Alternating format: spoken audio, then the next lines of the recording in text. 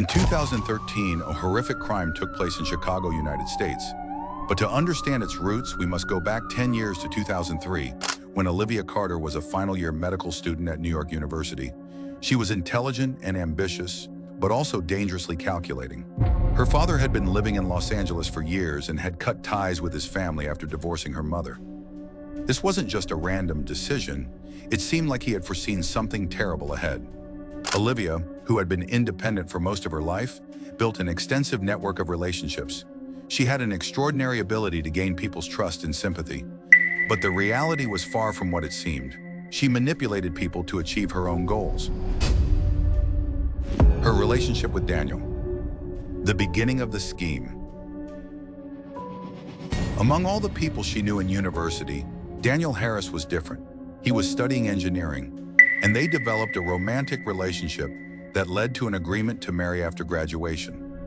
To Daniel, Olivia was a hardworking young woman who had been abandoned by her father, and he decided to be the loving husband and partner she needed. Daniel, of American descent, had grown up in Boston with his mother, while most of his extended family lived in Chicago.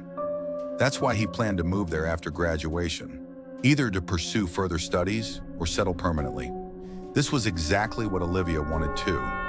She saw Chicago as a land of opportunity, and Daniel was her ticket in. Love was never a factor in her plans. Personal gain was always her priority. Marriage and moving to Chicago. After graduation, they got engaged and married a year later. Olivia continued her medical studies and eventually specialized in gynecology and obstetrics. After a few years, they had 2 children. However, Olivia started seeing Daniel as an obstacle to her ambitions.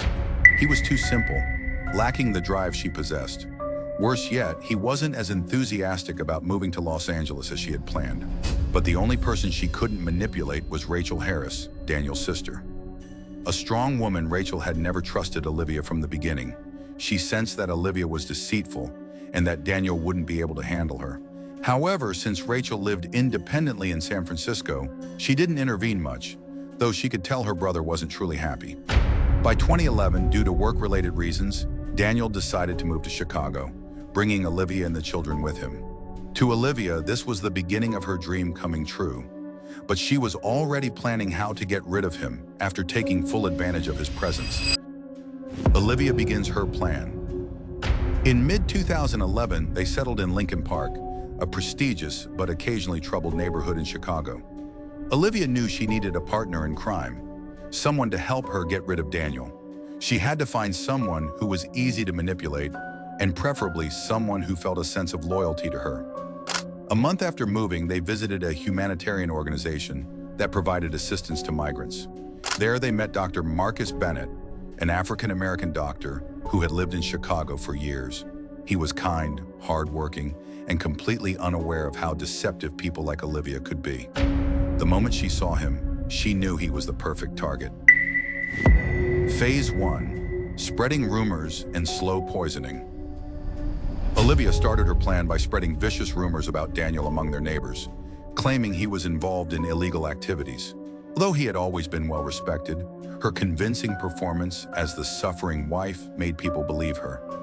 At the same time, she convinced Daniel that he had a severe liver disease, even though he only had a mild stomach condition. She completely deceived him, making him believe she was looking after him as his doctor. When they went to the humanitarian organization for medical support, Olivia reconnected with Marcus and intensified her approach. She convinced him that she was trapped in a nightmare of a marriage and had no way out. Marcus quickly fell for her, unknowingly becoming part of her plan.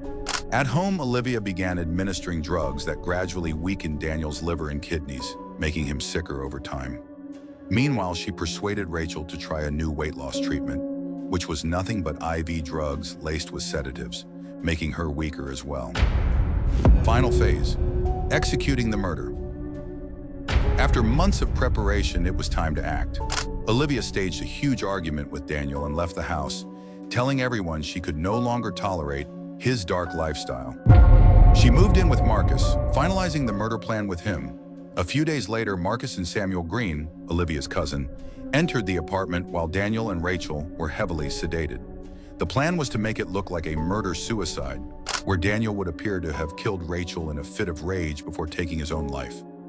However, Marcus made a crucial mistake. He slit Daniel's throat first instead of cutting his wrists, making it clear that it was a murder, not a suicide.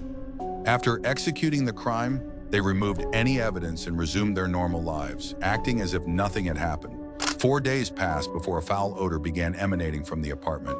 Concerned neighbors called the police, leading to the discovery of the bodies. The investigation and arrests. During the investigation, the detectives noticed something strange. All the negative rumors about Daniel had come solely from Olivia. A medical examiner's report revealed that Daniel had no liver disease, contradicting Olivia's claims. Surveillance camera footage then captured Marcus and Samuel entering the building around the time of the murder. Under pressure, Samuel cracked first, confessing everything. This led Olivia and Marcus to admit to their roles in the crime. They were all sentenced to death. Thus ended a meticulously planned crime that took 8 months of deception to execute, orchestrated by people who sold their souls for greed. May Daniel and Rachel rest in peace, and may their children, now in the care of their extended family, never have to remember the mother who betrayed them.